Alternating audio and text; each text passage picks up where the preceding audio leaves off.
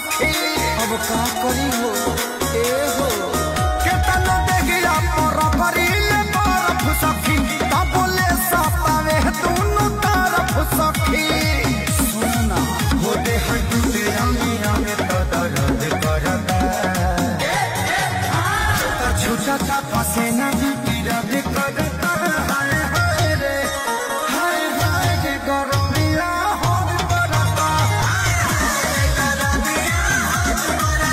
हाय हाय रे गरमिया हो बरता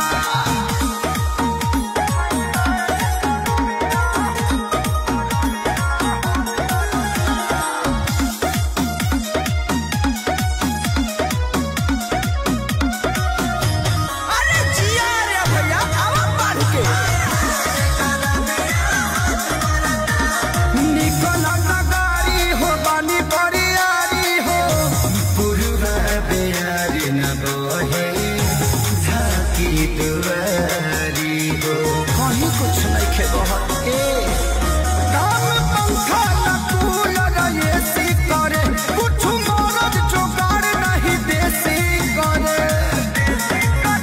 गरम भइल जवानी गरज करता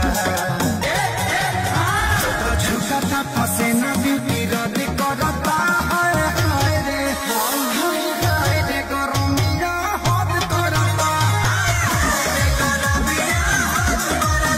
हाय हाय रे गरमिया हद करता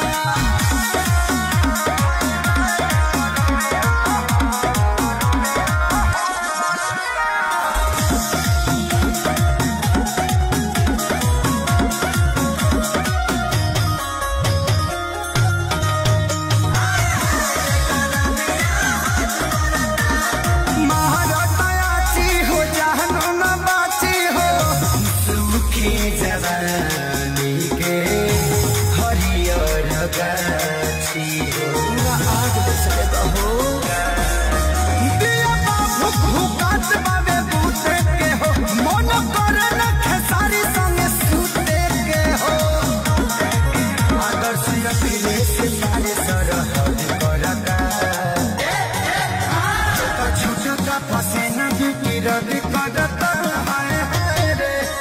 हाय हाय रे गरमिया हद करता हाय हाय रे गरमिया हद करता।